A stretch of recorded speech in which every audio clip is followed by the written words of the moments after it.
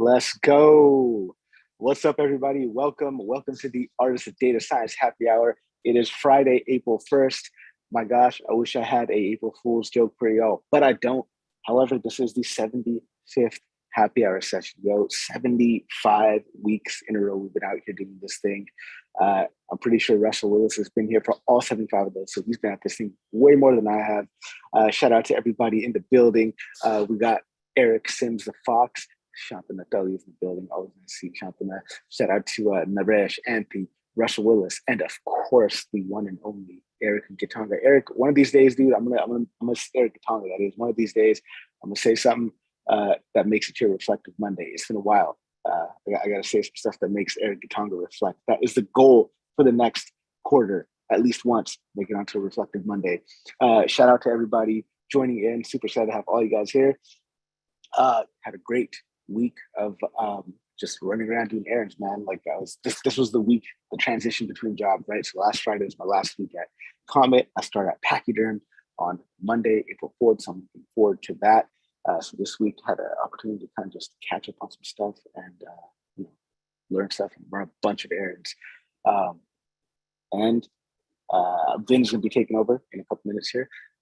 So announcement is that the latest episode of the podcast is released with the one and only Andrew Jones of Data Science Infinity. So definitely go ahead and check that out. If you guys got questions, drop them right here in chat, drop them on LinkedIn. Hopefully somebody could funnel the questions from LinkedIn into the Zoom meeting here. That would be super helpful to help our host Vin out. So yeah, there we go, man. I'm passing the controls over to Vin. Vin, my man, thank you so much for doing this, for hosting once again, man. I always appreciate that. I always appreciate the community coming up and helping me. I've got to take care of a sick wife and a cranky baby right now. So I appreciate you helping out, Vin. So you guys take care. Have a good rest of the afternoon, evening, whatever. I'll be watching on YouTube. Vin, take it away, man. Good. I'd say enjoy normally, but survive might be the thing. Hopefully not as sick as it sounds. All right. They gave me the reins, and I've got a first question because it usually takes people 5 minutes to funnel in. Everybody's fashionably late. So while people are funneling in, who won April Fool's Day? What posts, what brand, what anything have you seen that won April Fool's Day? Because my winner is Lego.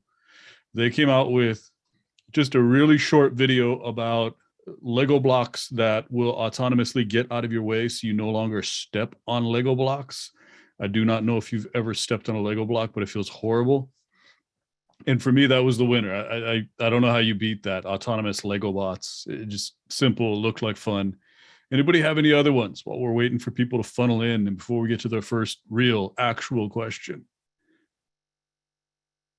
I really like Stack Overflows because you can change their UI to match Facebook or whatever. So that one was cool. I just saw one about Twitter tweeted that they're working on an edit button. Ha ha ha. Yeah, nice. All right, what else? Anybody else have one that was good that won, or at least sort of won the internet? We got a second vote for Stack Overflow. That was, yeah, definitely. Stack was a good one. All right, wow. Apparently brands, you guys need to get up on that April Fool's Day.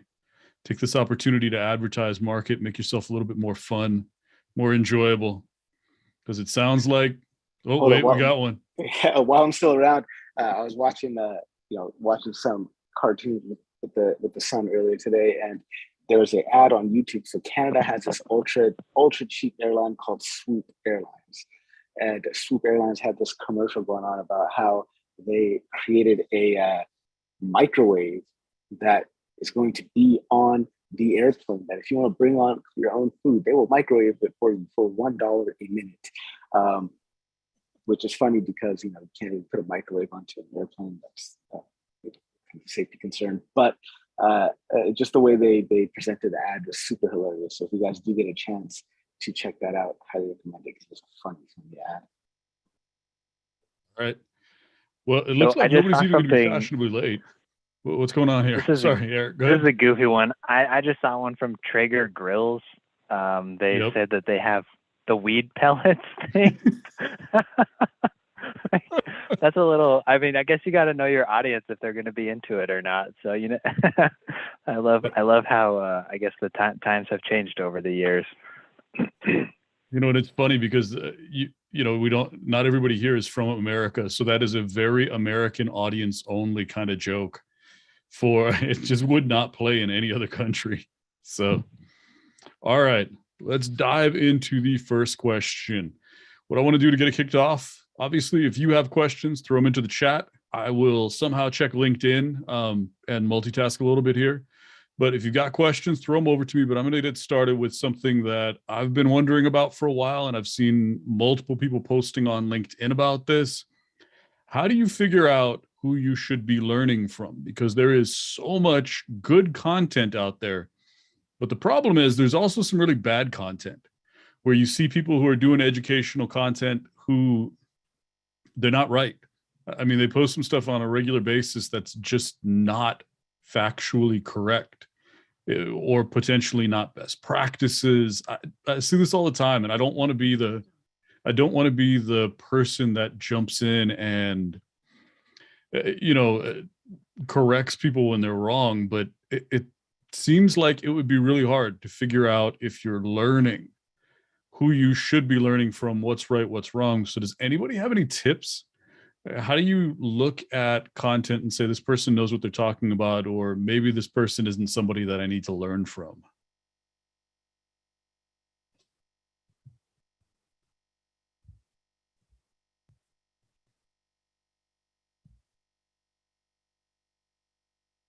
I mean, occasionally I see something where somebody shares like something that's not really a best practice, and it's not that common, which is nice for me at least. And I just try to engage in conversation about it because, just like with when we see outrageous news or clickbaity headlines, a lot of times, like if you know the fuller picture of what someone's talking about, sometimes it can kind of clarify that, maybe the way that they were approaching it is a little different. Then there's the other side. Then there's the other side of sometimes people just throw stuff out there that's just wrong. And so for me, I think the biggest thing is like get a second opinion and being part of a real community, because somebody who's just a talking head, like I don't know them. I don't know them at all, and so they don't necessarily have my trust. And so I think that I'm generally a pretty trusting person, probably overly trusting. But when it comes to just like believing everything that I read on towards data science and taking that as like the gospel or wherever, and just believing that it's all right, I think it's just so important to be able to like talk about it, try it out, double check it, ask Russell, whatever, to just like be able to have a discussion with real people talking about real things and figure out if it actually holds water. That's like such a low tech answer. Not a bad answer. I can make that even more low tech if you like. I'd equate that to just general web searching. Google or your favorite search engine. Be very careful what you wish for. Don't take the first things that come back in the search results. Always verify and validate everything that you get. And if it's not in your facility to check it by other means, then forums such as this, Happy Hours, is a great place to come and speak to other people who know other bits. So, just as you've done tonight, Vin, throw a question out there to other people and check it. If you're not certain, I check things every day with as many people as I possibly can, and double check things that I'm very confident with a web search as well. But every time you're web searching, don't take that first answer that comes back. Verify and validate everything. I think that's one benefit of using something like Stack Overflow instead of LinkedIn, because for whatever reason, people like to get on to LinkedIn and, philosophize about whatever. Sometimes and it may be something that they are or are not like qualified to do. And there's like some people will just like drop like the I don't know, I'm kind of curious emoji on that, rather than like blatantly like commenting like, actually I think that's crap. Whereas on Stack Overflow, somebody would be like, yo, that is so not true. Like you can't, like that doesn't make sense in this context, because if you have such and such a variable type, that'll break down. Like I see that all the time when I'm asking questions about SQL, where they're like, for like 99% of the cases, this is a perfect answer. But then you've got somebody who's going to jump in with that edge case and be like, oh, well, that might give you some date time conflict in such and such a small scenario. And like, I don't have a problem seeing that. Maybe it seems like they're being a little bit of a pedantic jerk sometimes, but it could be valuable for somebody in that 1% of, small cases. And so in that way, I think that Stack Overflow is kind of the higher tech, or maybe Reddit, but probably more Stack Overflow. It's kind of because it seems I feel like it's a nice middle ground where you can have like conversation to get technical answers, but also have some discussion and also scroll through to see like, yes, this is the accepted answer, but the answer below it may actually be better or more recent, or and that kind of helps me see and learn along as I go. I always worry about Reddit. I mean, wow. Stack Overflow's mean, but Reddit's another level. All right.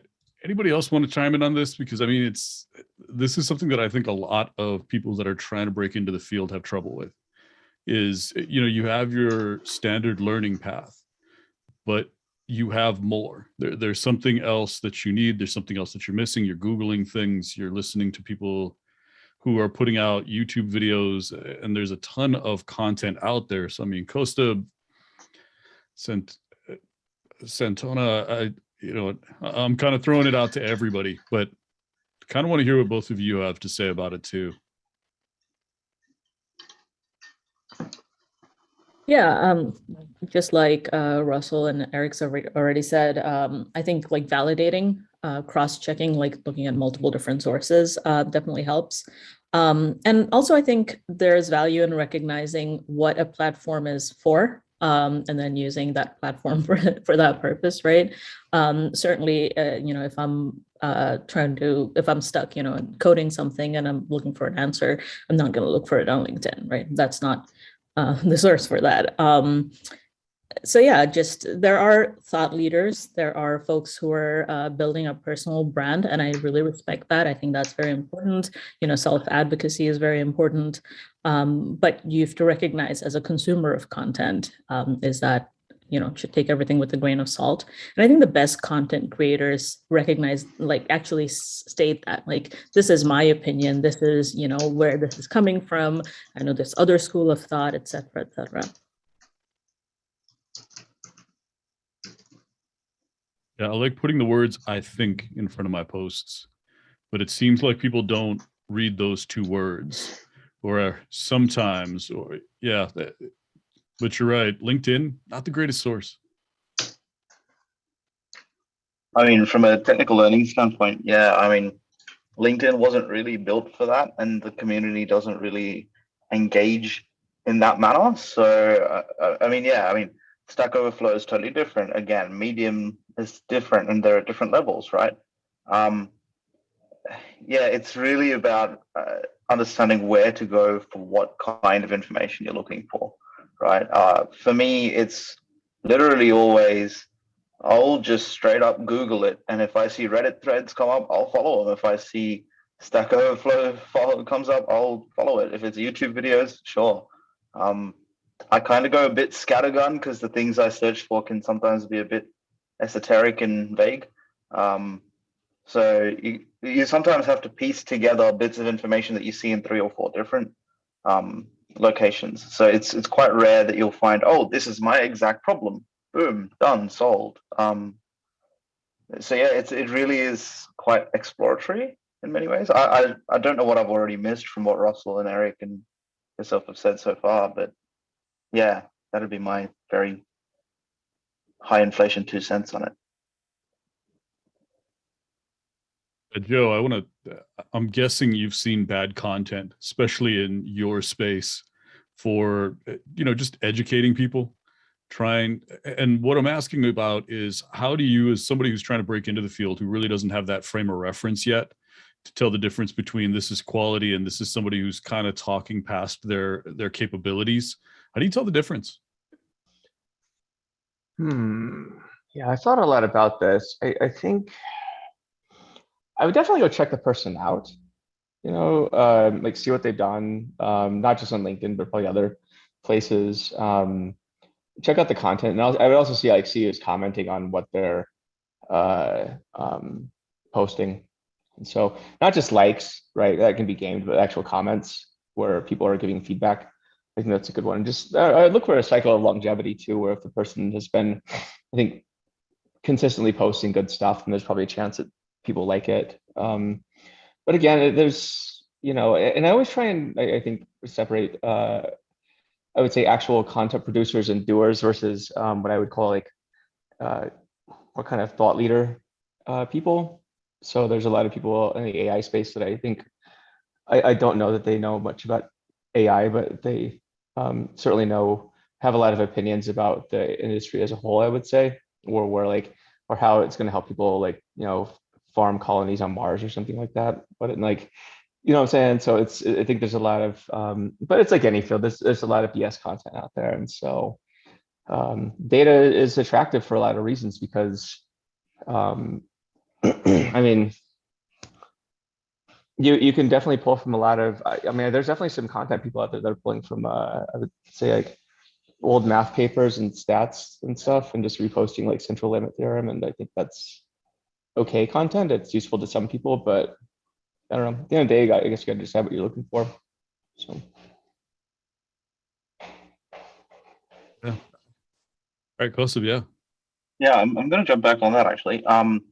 So if I had to look for one thing, if I didn't know, or if I was pretty new to the field, and I had to earmark, okay, this person actually knows how to implement something or knows how to fix a problem that I had, is does the source come with examples or links to examples, right? If it's not got examples, it's probably quite theoretical. And whether the person knows what they're talking about or not is irrelevant, because it's difficult for you as someone who's new to the field to make that leap from the theoretical discussion to the practical example, right?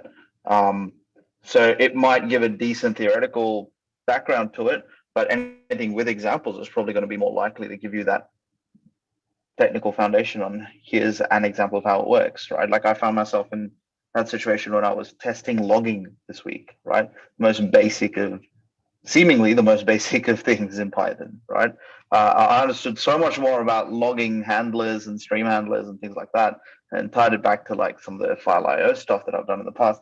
And essentially, until I saw examples of it, I didn't quite understand why certain loggers worked in a certain way and others worked slightly differently, right? So examples, I guess. That's actually a really good point. You see so much content out there, and it's just like it's a wall of text, and there's no tangible anything connected with it. And I can tell you in my own writing, a lot of times I'll write my thoughts and my way of thinking and my way of doing it. And I've started realizing very recently, no, I need, to start linking to 3, 4, 5, 6, sometimes different sources, different ways of thinking and doing things, because there isn't just one way. So yeah, no, that's a great point. Russell, yeah, go ahead.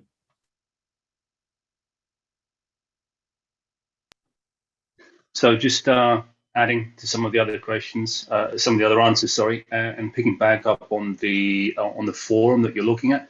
Bear in mind that LinkedIn does have some great nuggets of valid information out there, but it's primarily a social media platform. People are trying to drive engagement.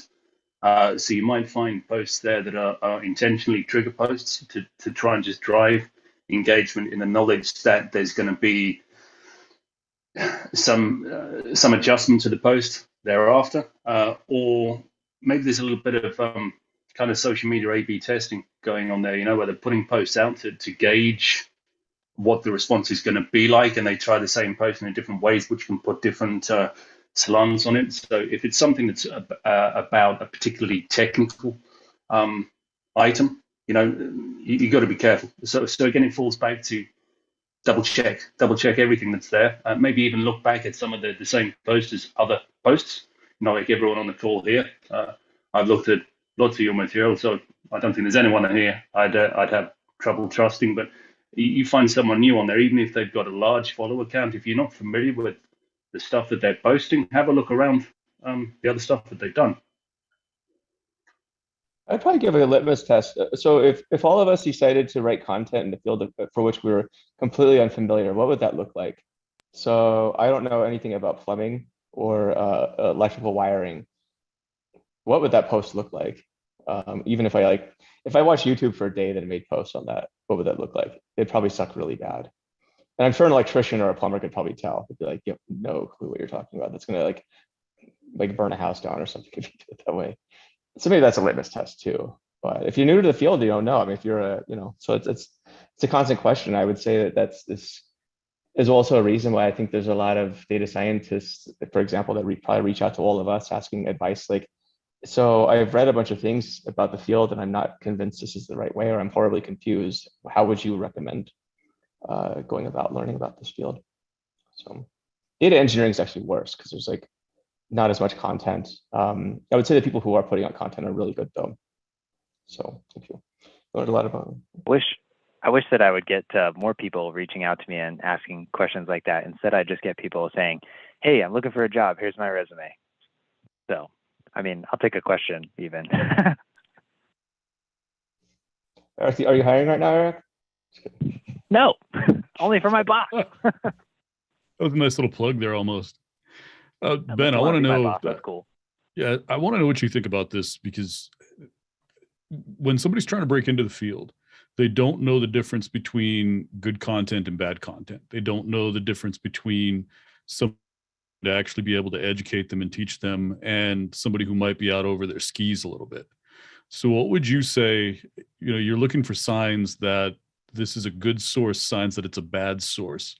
If you could add in a few, what would you see? What would you look for? What do you think is maybe a red flag or a green flag, probably is a good way to say it, for quality content. And, especially for somebody that just doesn't have the context to be able to differentiate. And you have content creators who are 80% of the time awesome. And then there's that 20% of the time where they're out above and beyond where they really should be. And that question's for me. That's a tough question, because how do you know what bad looks like if you can't distinguish the two? I think for people on this Zoom, everyone knows I hate TensorFlow, and I'm sorry. I think that's coming from TensorFlow 1, and I know TensorFlow 2 is better. So do you want to go deeper on technical stuff, like content that you would like, good advice, or maybe steer me a little bit, Ben, on what I can pull on here? Really looking for not just technical, but implementation side advice, especially because, you can look at code either works or it doesn't. There's kind of a nice thing about that. The model either runs or it doesn't. But when it starts getting to more content about how do you implement, how do you get something into production, how do you make more of a reliable model, how do you debug, all of those things that aren't cut and dry answers where there are degrees and great differences. Okay. No, I think that helps. My recommendation would be trust people who've had their asses kicked. So people that are, they're transparent, they're open about it. I always like people that have worked for, multiple jobs, and that could be a red flag if they're jumping too quickly. But people that have worked for a job for a few years, gone to another one, they're going to have different perspectives. I think if you're following someone who's been at company A for 8 years straight, then they may not have, maybe they haven't had their ass kicked, and maybe they haven't bounced around. That's why I like changing companies, Vin, is because I learn what good looks like, and I think I also learn what bad looks like. And I think this is maybe a little bit embarrassing, but I had never heard the term technical debt until I joined the hedge fund. And then we had a consultant that came and was horrified and I remember them sitting me down and saying, you guys are violating every single bullet on technical debt, parallel development, urgent deadlines. Like they kind of walked me through that. And I think, yeah, so I think to oversimplify your question, I really like people that are seasoned and that are open to their mistakes. But it's hard to know what good looks like because you have there's a lot of buzz around some different technologies and behaviors that I might disagree with.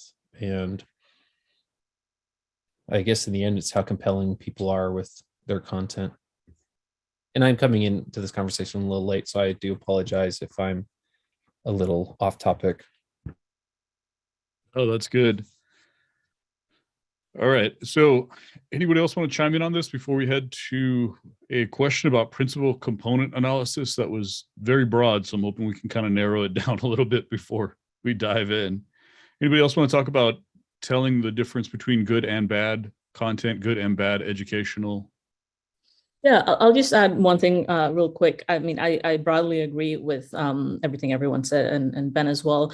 But I will add the caveat that it's not, years of experience or title or something doesn't always translate to good content.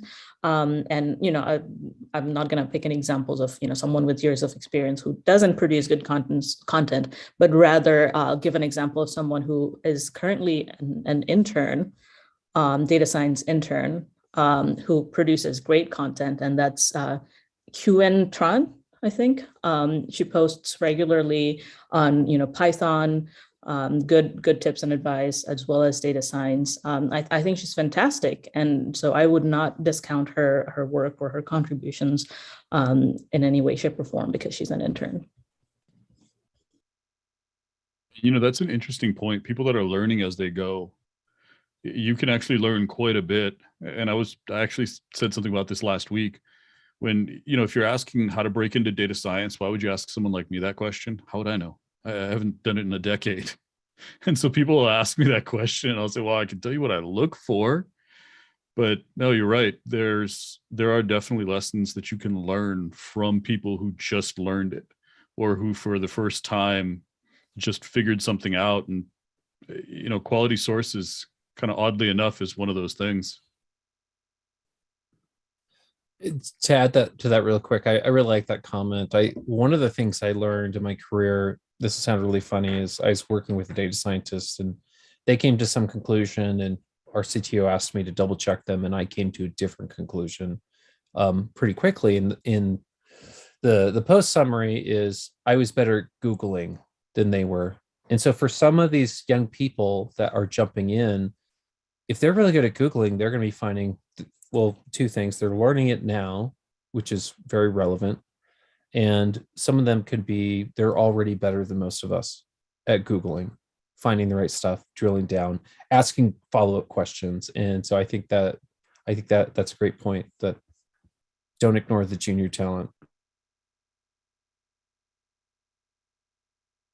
Yeah, Eric, hop in. Yeah, so kind of along with the Quinn's comment, and also something that Jeremy Ravenel posted on LinkedIn, just saying like, everybody needs to create content because you need to make your work visible. And I recognize that not everybody needs to be like a quote unquote content creator. I don't like consider myself a content creator. I just like post stuff, but I don't have like, branding and things like that some of you fancy folk do, which is cool. I think that there's room for all of it. But the other thing is, yeah, post creator right here. And it's just that like learning in public is nice because it gives me an opportunity to like share the things that I'm interested in, because if other people are interested in it, like how are they going to know? It's not like we're all sitting in the same room and then we can talk about it. Otherwise I would never run into like any of you. And so it's nice to be able to just like put something out there without feeling the pressure, because I posted as a learner / adventurer / this is something cool that I've discovered, rather than feeling the pressure to say like, new people to data science, let me share something that you should know, because I'm just not that sagely. And most of the time I don't really have that much that's going to be like tremendously wise to share. So it like totally takes the pressure off to share occasionally as a post creator, not as an expert or anything like that.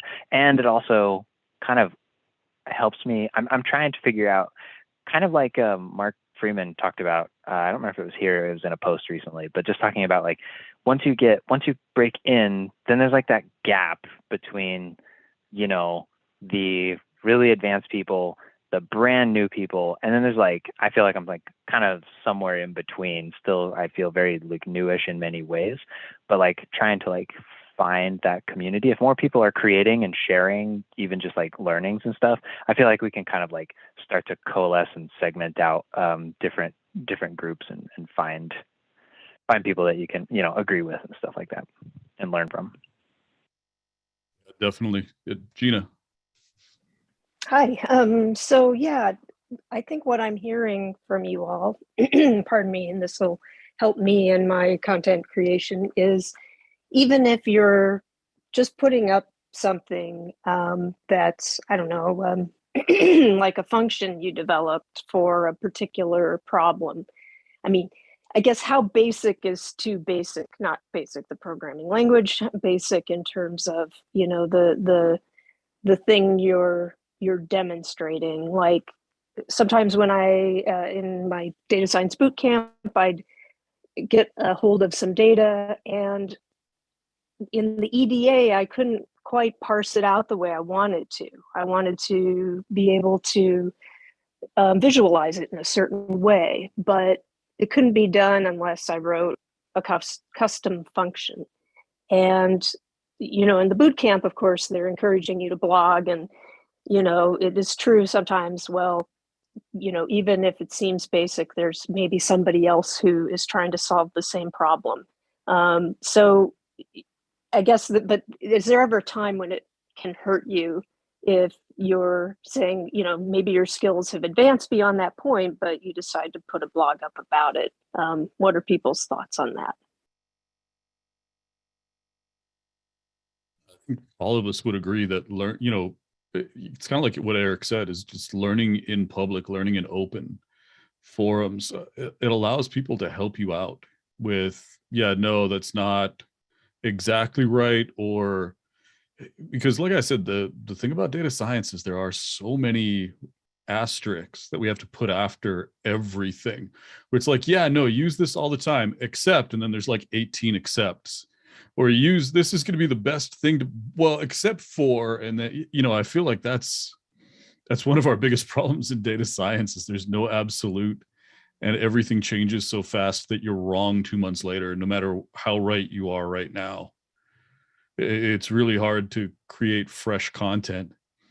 And, you know, and Harpreet kind of brought in a really good question. How do you know if you're in an echo chamber when it comes to content? Because that's, you know, and that's a big thing.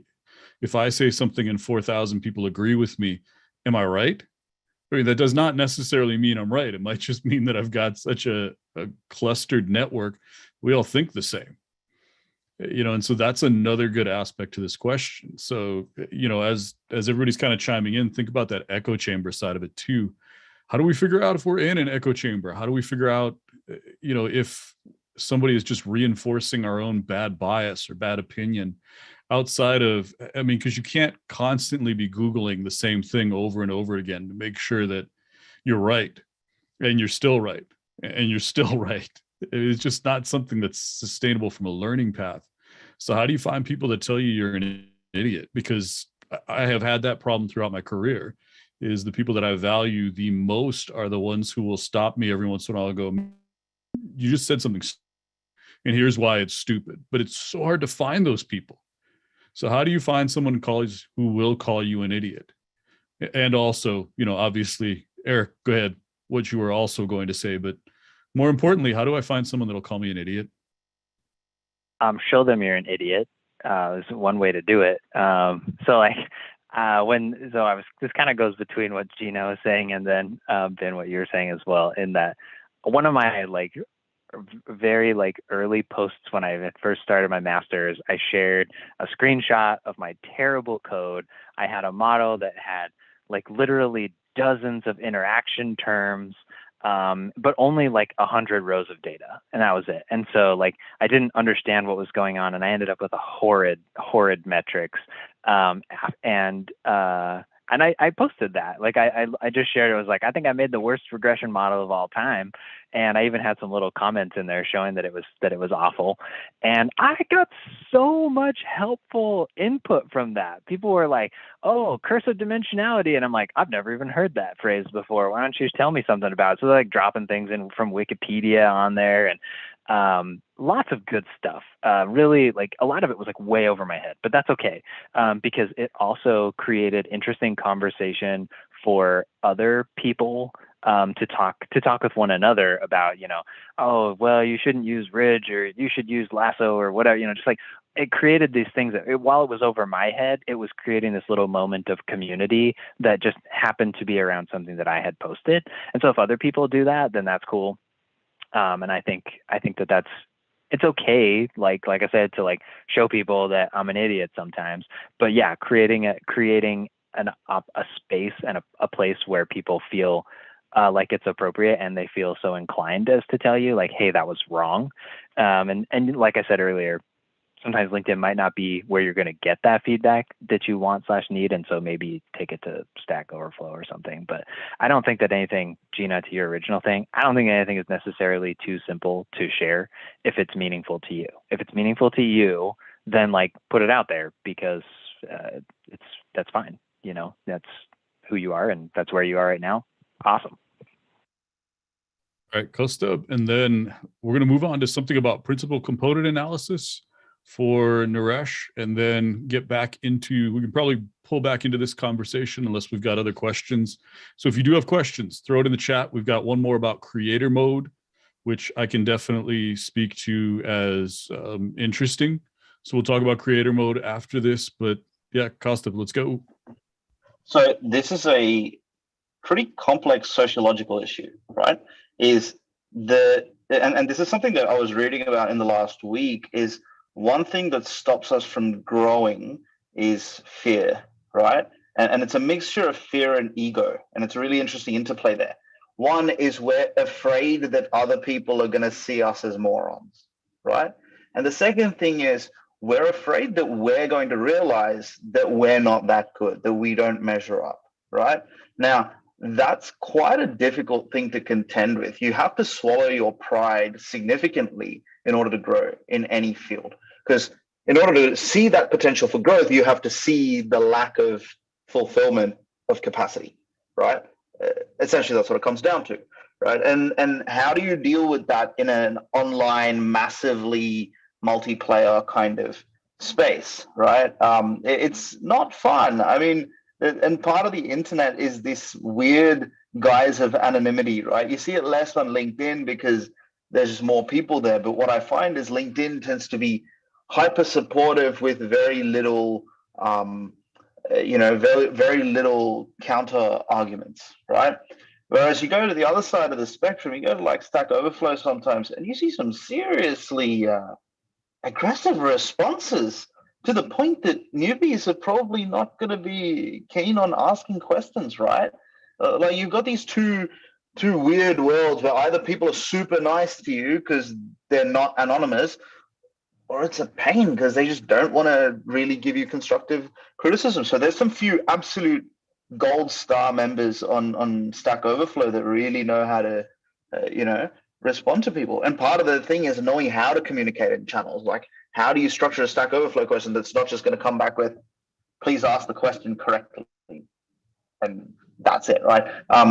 So there's a lot of that to be done. So one thing that I think, I don't know if this is a good thing or a bad thing, but me being a musician, I was always surrounded by other musicians that were better than me, right? So two things inevitably happened. One is I ended up asking people in person and learning from them in person, watching how they do things, right? And then learning that habit of being your own worst critic, right? And I think one of the funny factors is within the data science field, we're still in a very fire and forget kind of manner, at least in your early stages, right?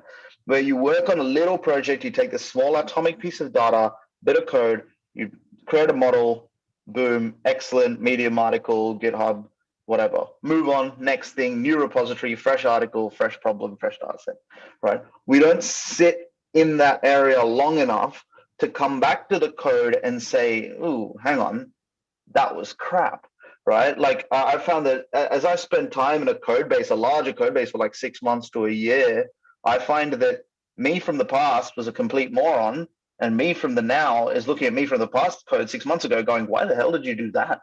Right? You should be doing this, this, and this. So you can be your own best taskmaster. It's a slow way to improve, but it's the only constant that you can rely on. You can't always rely on other people calling you out to be an idiot. You can rely on yourself calling yourself out to be an idiot. But part of the thing is, I think, and maybe this is the whole COVID situation that's got people to be more digitally interactive, but I find that just having in-person interactions is way more useful. Like I would much rather try and get someone's time for 20 minutes, go to a meetup group, go to, there's dozens of meetup groups, there's dozens of universities that just do. I was at a talk the other day at Queensland University of Technology, and they were just presenting PhD papers. And afterwards we were just mingling, and I just throw a couple of zany questions at them about stuff that I'd worked on, and you just get interesting responses that kind of guide you in the right direction, right? So developing those personal connections that you can eventually go and ask, hey, can I get 15 minutes of your time? I need to run something by you, right? That is probably more worthwhile because they're going to treat you and respond to you as a human being, which is going to be that combination of honesty but not brutality, right? We're losing that a little bit in the fully digital space, I think. Yeah, I think, Mark jumped in on this. You can get trolled hard, and it's almost like it doesn't matter what platform. You can get, web assault with a deadly comment in seconds. And some of them are fairly benign, where it's like, okay, good burn. All right. Yeah, no, you got me. That was a dumb thing that I did. But every once in a while, it's like, whoa, come on, man. Put the blowtorch down. Stop that. But I don't know how it's not like you can delete everyone's account, because we've all at one point or another turned the blowtorch on. It just like it was that day or it was that comment, and we lit it up. We felt like we were channeling our inner Elon Musk, and it was like, no, I'm firing this up today. But I think that's just kind of a human thing. But some people, wow, just way too far, and it's on every platform. I wish there was if there was a way to fix this problem, I think we'd be billionaires if we could stop people from being mean to other people, especially in technology. And and that, Ben, you just kind of nailed it in the comments. Like, you can get jumped for something that it wasn't that bad. I didn't say anything. What do you mean? No, I think we've all been there too, where you say something and just like I said something about entrepreneurship, and someone else commented that I said everyone should become an entrepreneur. I'm all, no, I didn't. What are you talking about? What? And so, yeah, I think there's something to that, where we need to make it safer for people early in their career, but also, like, I won't answer questions on Stack Overflow. I won't. I don't like the abuse, so I'm not going to do it. And, I'll do it on other platforms, but Stack is evil, just absolutely evil. All right, Mark, jump in on credible sources, getting jumped online in the comments. We got a range of topics here. Yeah. Well, I love jumping into this. So first of all, I like to say I love my haters, because it tells me that I've created content that's reached outside my normal group, my normal kind of like bubble that always agrees with me. And so typically I only get people who really dissent like that hard on my content is when I reach a wider audience. So for me, I'm like, yes, I found someone who doesn't like me. Great. Now there's people who can take it to extreme, and that's not so much fun.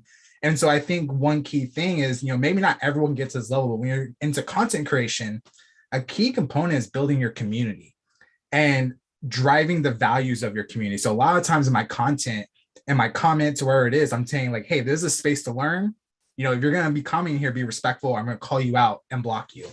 And so other people uphold those values if they follow you long enough, and they'll start policing for you without you having to say anything. And so I've seen that like on Greg's post sometimes, or even my post, where people are like unruly mean for no reason. And I'm like, yo, dude, I'm just trying to learn. Like, of course I'm not an expert. Like, you could easily just shared your expertise and been a hero, but now you're just being kind of an ass. Now on the flip side, I've been on the other side where I haven't built that community yet. So recently I went on Twitter because I'm trying to build up my Web3 presence on there. And within the first week, like a engineering legend decided to retweet me and just roast me as like a trial by fire. And I just had a whole gang of people tell me how dumb I am and how I'm some shill for Web3. And I'm like, I don't even know y'all. Like, I just came on Twitter. I'm from LinkedIn. Everyone's nice here. What's happening?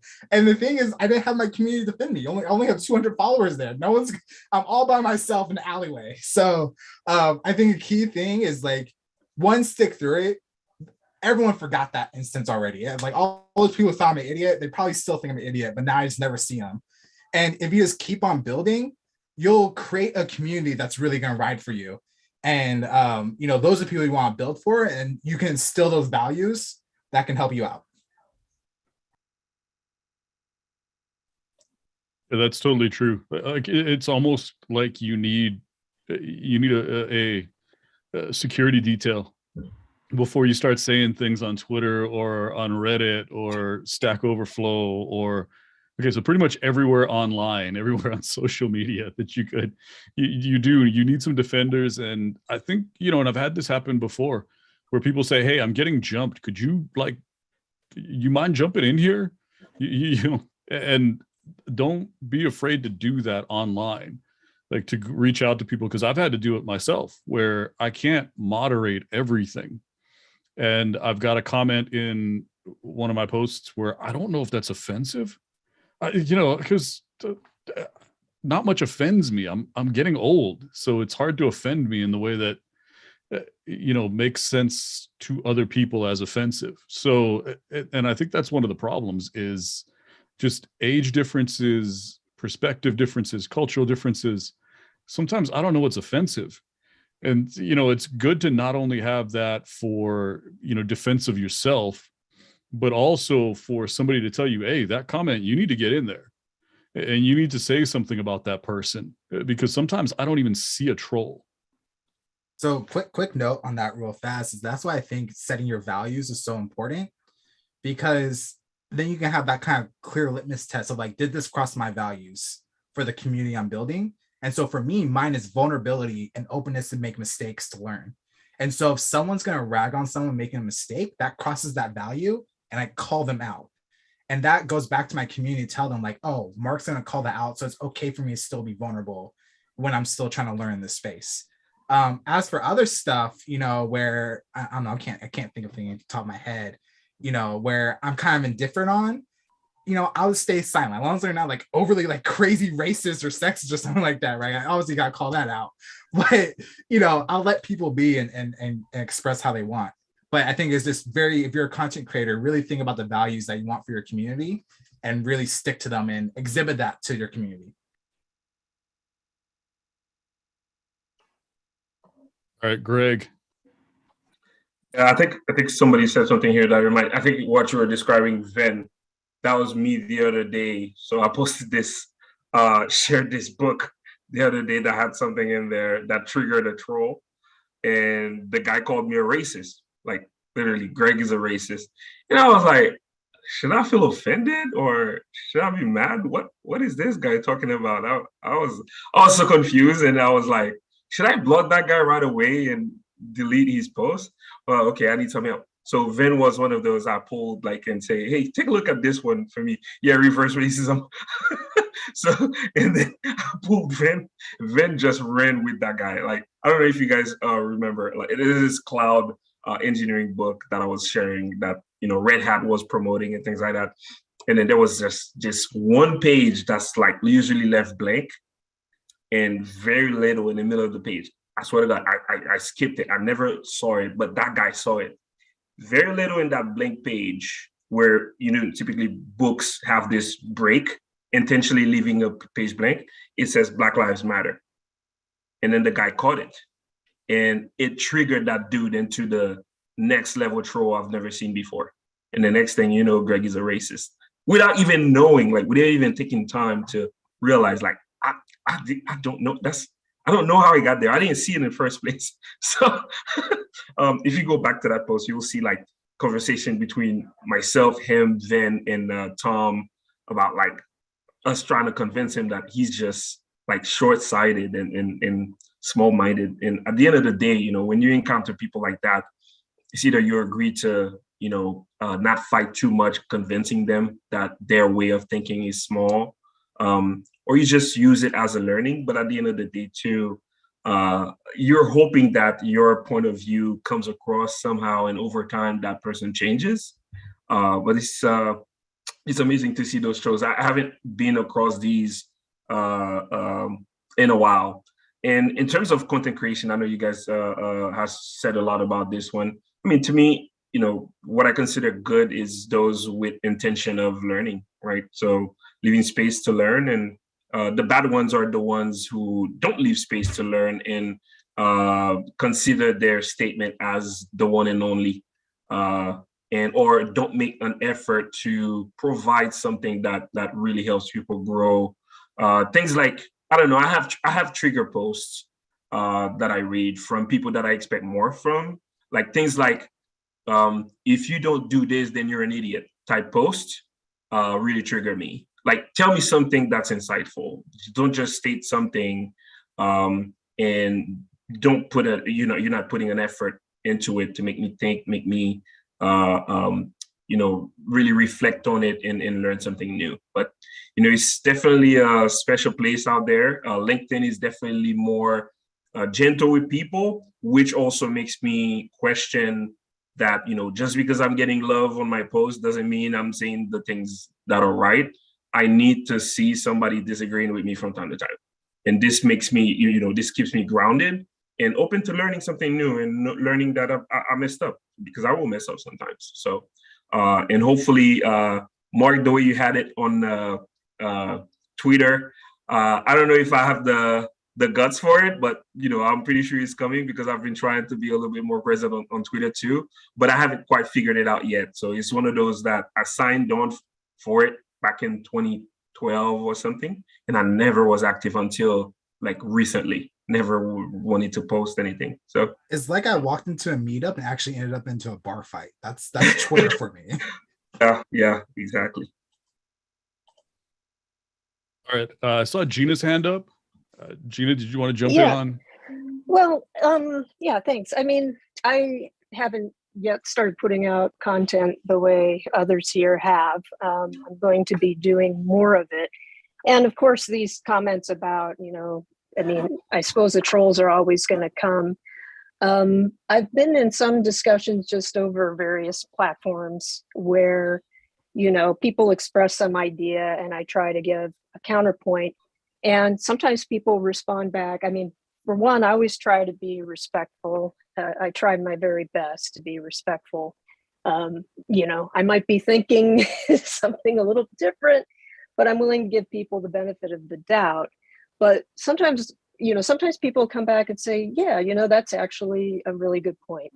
Other times people have come back basically attacking me or kind of twisting the words around. And then at that point, I'm like, look, I took time to respond to you in a thoughtful way.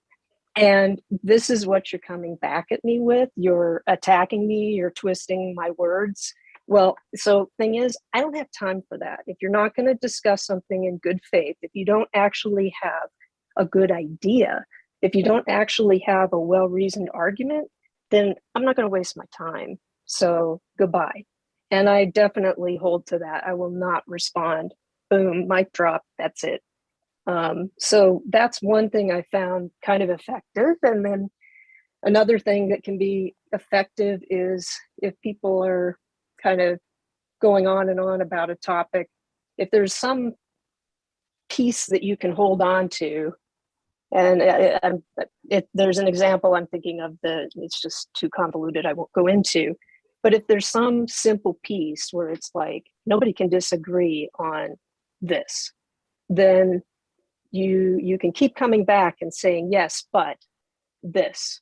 I don't know, freedom of speech. People think they have freedom of speech anywhere and everywhere. Like, no, you don't. If you look at the Constitution, if you look at the history, it actually only applies on, like, public streets, or if you're in a private parking lot and the owners of that shopping center don't want you there, you don't have a right to be there and do whatever you want. And if you kind of can keep sometimes things focused in that way, I think that can help, because then what can they say? They can't really argue with it. Although I've had people say, wait, that's a private parking lot? It's like, yeah, constant freedom of speech, First Amendment doesn't apply there. Come on. So those are my two thoughts that I have. I gotta throw some of these comments that are coming in. We got a recommendation on Sandworm as a book by Auntie. We got Jeremy came in with, we need to advocate for kindness. I just think in one line, that's about the best way that you can say it. Obviously, not everybody listens to the advocacy, but I think advocating for kindness, that's a great, absolutely great comment. And I think some of us have gotten this in different levels. And Ben, I don't know if I know you've seen like the level 10 trolling before. You've had some people come at you very publicly before in the past. I don't know if you're comfortable talking about it, but I mean, how do you handle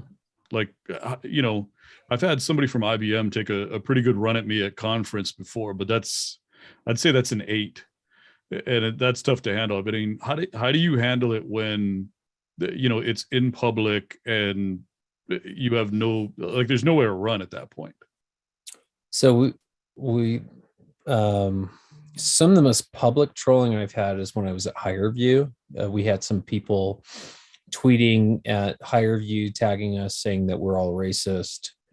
And it was this guy from, I still hate this guy. He's a professor at Purdue. He's the Twitter guy, random_Walker. So he was tweeting white papers at me and my data science team saying, you guys are racist. You guys need to read this. And we read the white papers he was tweeting us, and they were so outdated. Like it'd be one thing for him to send us a white paper and for us to be like, damn, like we haven't thought of that. But we were so much more advanced. And I think you do want to listen to criticism. The thing I learned in the HireVue days is if you jump into these emotional fights, it doesn't matter what you say. There's no rational argument to win. So for some people that dive into this Twitter threads, they already hate you. They don't know anything about you. They've already decided that they hate you and you are an idiot. And you could have the most elegant, rational argument you could imagine. They've already made up their mind. And I think when people are emotional, so I learned to just avoid those. So rather than even engaging, which is unfortunate because you would love to have rational dialogue online. It's not going to happen in a Twitter thread. I wish it did, but that's what I learned. I think there was a comment on the side. I did have someone calling me every post I did for like 6 months. He would respond and call me an idiot, and it didn't matter like what the post was about. And I think we think, especially Vin and others, like we've been here for a while, and we should have an esteem that is, that can, it doesn't need to be rock solid, but I kind of felt like, I've got thick skin. I worked at a hedge fund. I ran a data science team. I have patents and shit. And I should be able to have confidence, but I noticed it was wearing on me.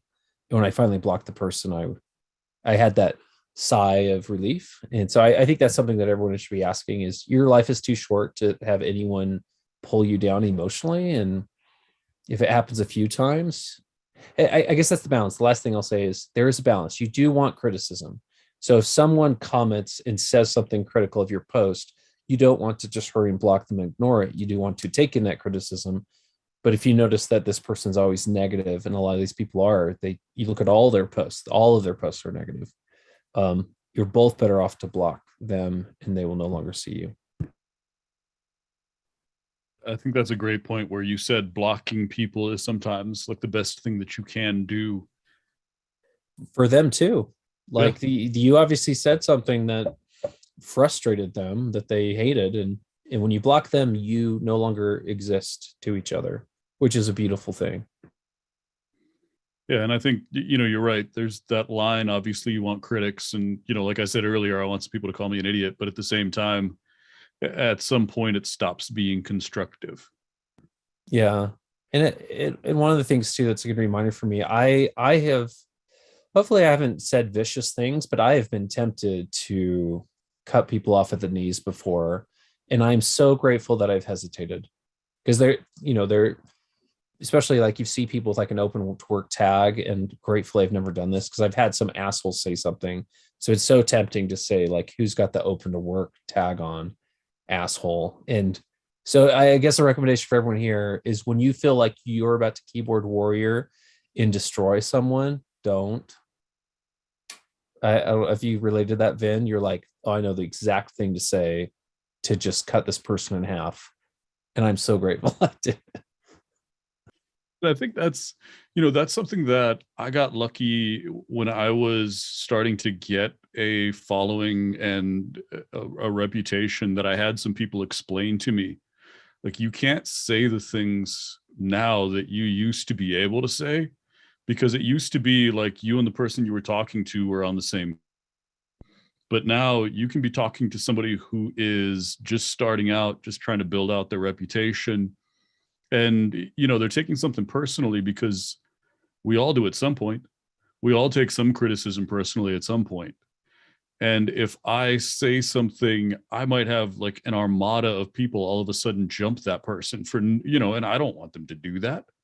So I think, especially since a lot of us are creators and starting to get large followings, just be really careful of what you say, because, just like Ben said, you can hurt someone to the point where like they're crying over a post, and that's just kind of messed up. So Vin, I will intentionally hurt some types of people on LinkedIn. I've had a lot of fun doing this, and it's around sexual harassment. So I've done this twice, where some poor woman on LinkedIn will send me a clip of what some asshole said to her in a private message. And these are awful things. And I've done this twice, and I love doing this. I will post it and I will tag that person. And one time they deleted their LinkedIn. And these are awful things. Like I do not feel bad. I will lose no sleep over this. But so there are some times that I am brutal, and I never get tired of this. So if anyone ever hears of sexual harassment, send it my way. I will tag them. And it is hilarious to see the comments that come. And I think that's, something that I've brought up with people who are really hesitant to bring up the fact that they were harassed in any way, shape, or form, is that you don't necessarily have to tell people to publicly acknowledge it. But I've had colleagues in the past reach out to me and say, hey, this person that you're connected with, that you've been interacting with, here's what they've done at conference, or here's what they've done in my comments. I don't want you to use my name. I don't want you to even, mention me and this person. I don't want you to go after this person. But what we end up being able to do is, when someone comes to me for advice and says, hey, I'm thinking about doing an internship here, I can say, well, there are some other considerations that you might want to, and I can say it without saying it. And so that someone can read between the lines. And a lot of us can steer people away from having a career working as a research assistant under somebody who's just terrible, a toxic person, or, so you can steer people sideways. And that's just something that I also want to bring out is, if you don't want to go public, don't feel like you have to, because that's a scary experience. But if you tell people you trust, and just tell us, don't say anything, we won't, but we can save other people from going through the same experience without ever calling you out or having it be made public. So that's another way that people can help in that position. Kostip, go ahead. I've seen situations where that's come into play so elegantly, where, just having the right conversations with the right people at the right time pushes you away from what could be a cliff that you never saw coming, right? So having those open, private conversations, and this kind of brings me back to what I was saying before, right? Why are we trying to deal with everything in the public light? Having those personal conversations often are far more productive and useful than having, big posts on LinkedIn and on Twitter and Reddit and stuff that's super public, right? Because you're either going to swing one way or the other with that stuff. So that's part of it. But the other thing that I just wanted to kind of latch onto was you said back in the day, people are always kind of at the same level, but now you could kind of be dealing with people at any kind of level, right? That's so spot on, right? So I used to do a lot of sports kind of posts on my Facebook, on my personal Facebook, right? And this was at a time when most of the people on my Facebook were just high school friends and stuff like that. I was absolutely obsessed with cricket. Sue me, I'm Indian, right?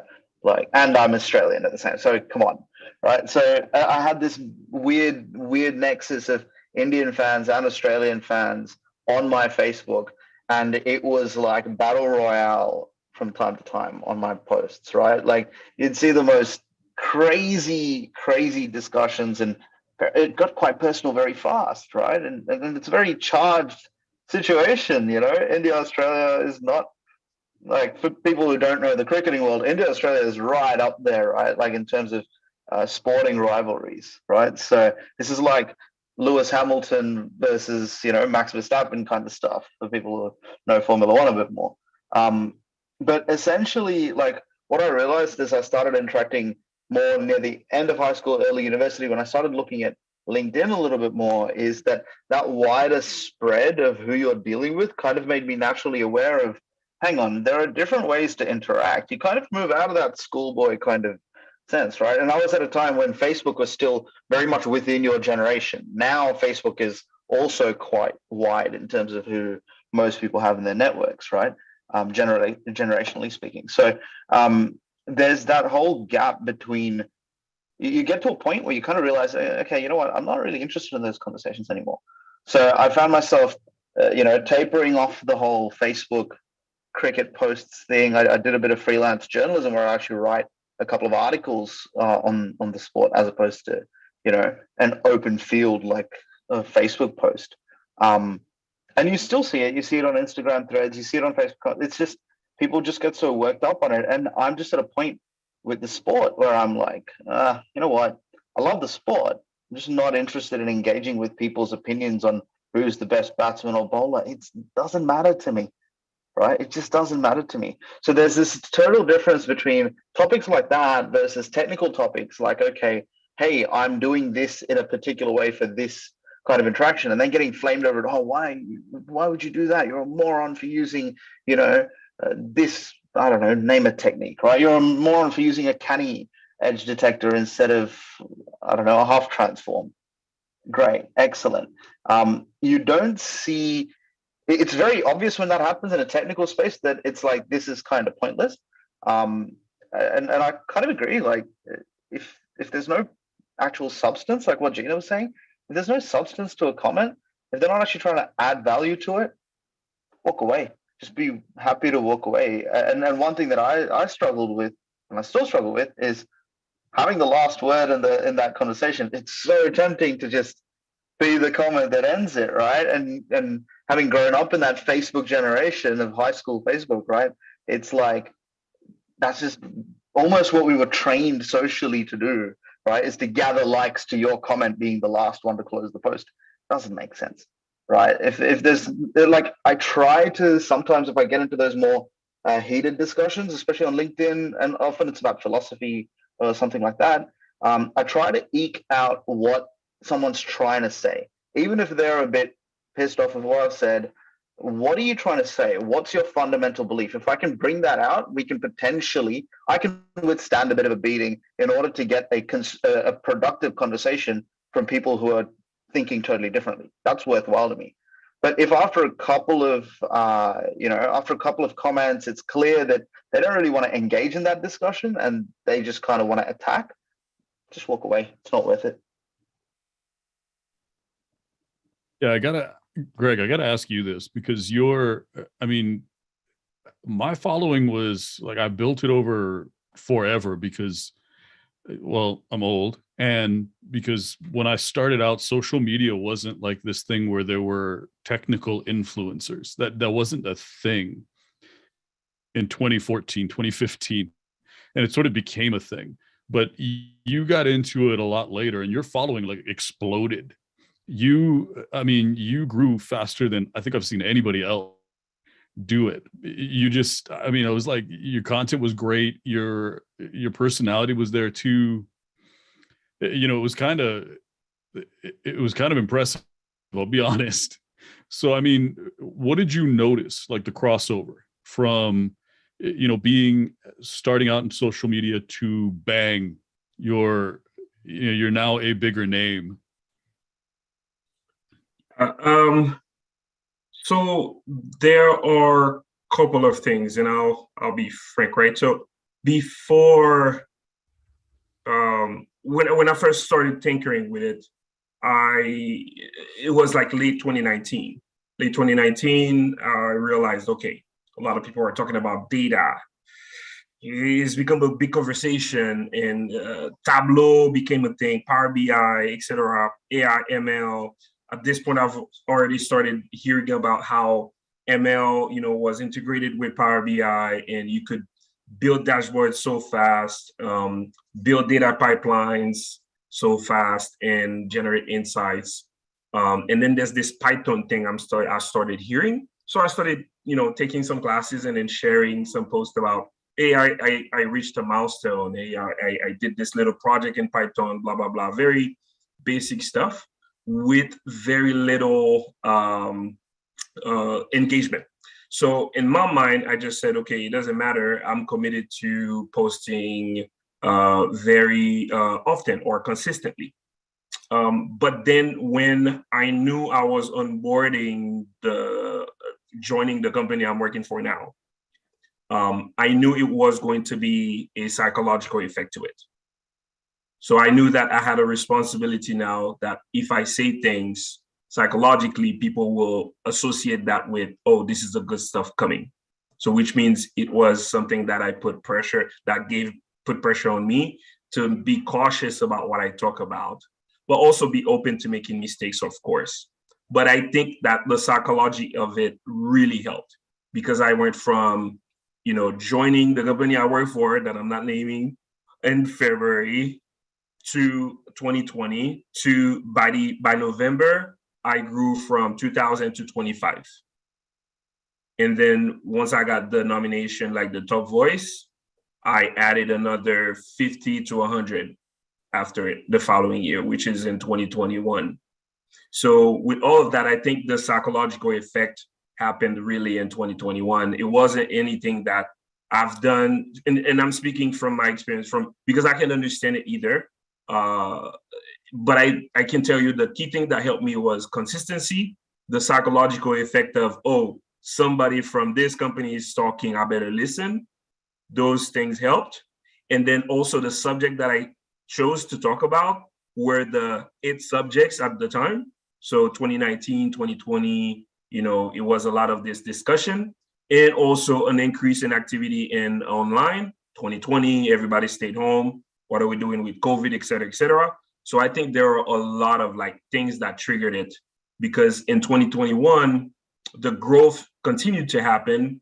At the end of 2021, I started seeing it kind of slow down a little bit, right? Because there's an adjustment that happens either with the system, either with the way, other people also come in, and the conversation about AI is different now. We're trying to look post AI, at the end of the day, next year, AI may not be sexy anymore. There are different factors that came together during that time that really helped me. But I don't know how to reproduce that. So. Yeah, I think it's interesting how the different generations kind of interacted with social media and how social media interacted with us.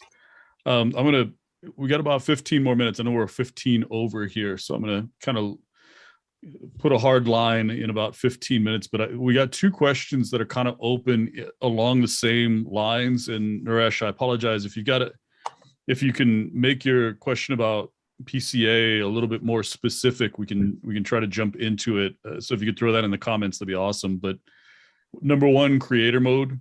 Like what is creator mode? Is creator mode, done anything for you? Do you like it, hate it, whatever? But at the other side of it also is, how do you balance your time? How do you have a job, a life, and constantly be creating stuff on social media? And I can say for myself, like, I time box everything. I've gotten really good at spending 5 minutes on social media in between. Like, I'll claim back 5 minutes of my life.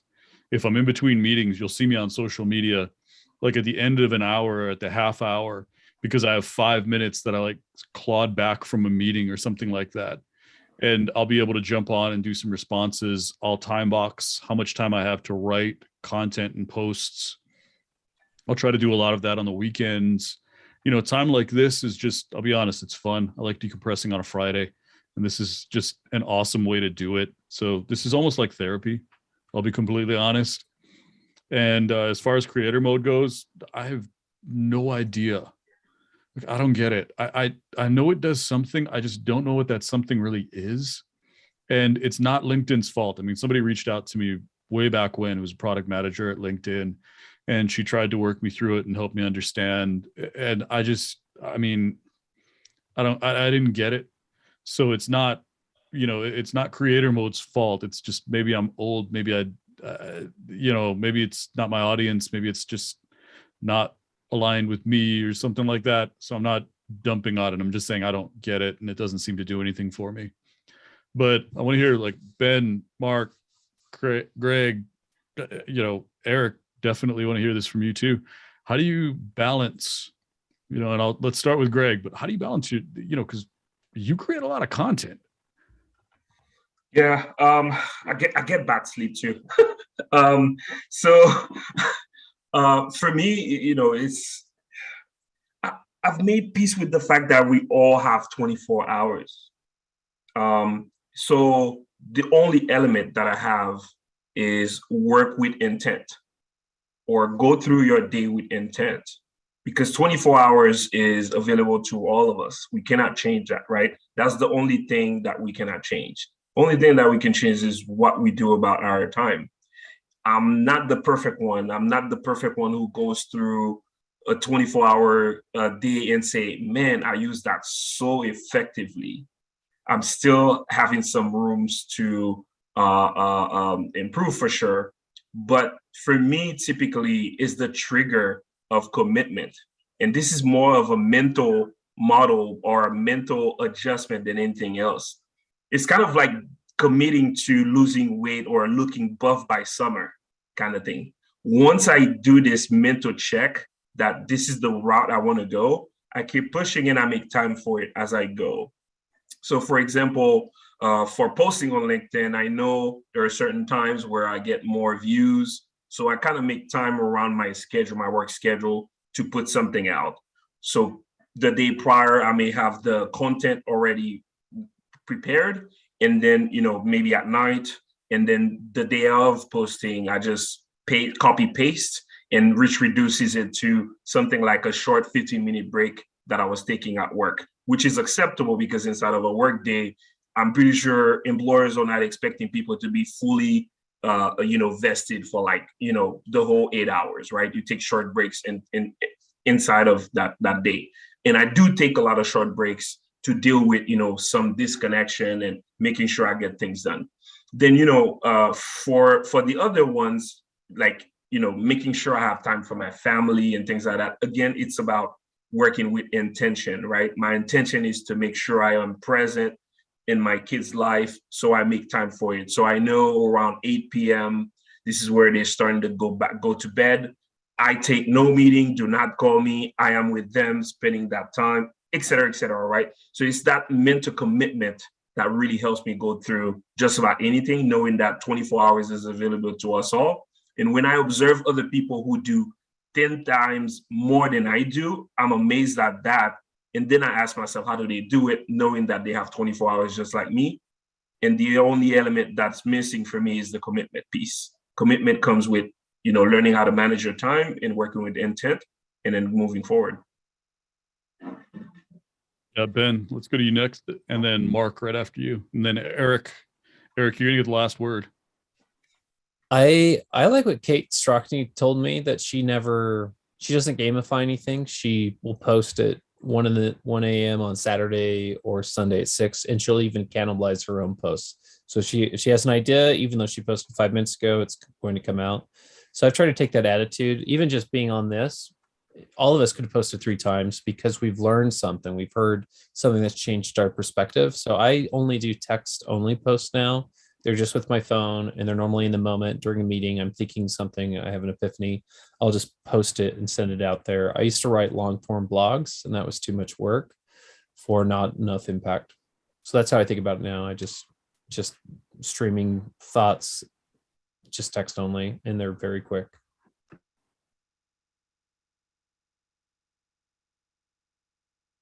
So for me, I'm with Greg. I have to time block things.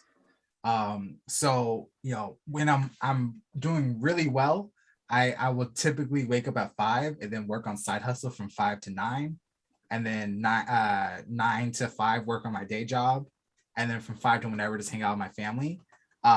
That's when things are going great. And I might have like a good week or a good month, and that schedule I do really well with. I'm bed by 10, do all that, right?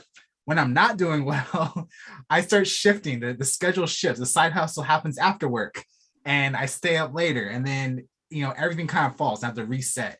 And so for me, it's like going slow to help you move fast. And for me, I've realized sleeping is so key for me being successful.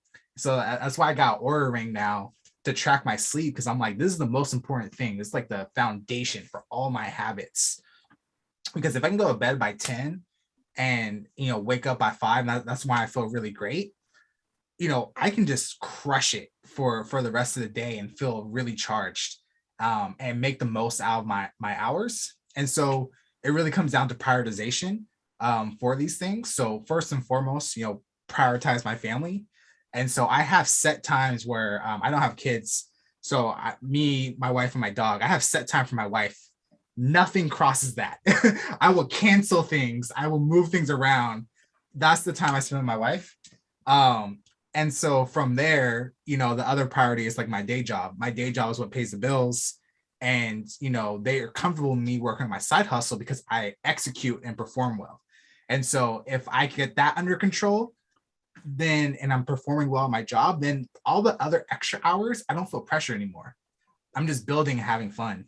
And so for me, I was telling you my ideal state, waking up at 5. Reality is, on my okay days, maybe not best days, I'm starting it at around like 7:30, and that 7 to 9 is when I feel like, all right, I'm gonna get my best ideas out. So I like to post on LinkedIn by 9 a.m. PST, because it's before work for a lot of people on the West Coast, and it's on lunch break for a lot of people on the East Coast.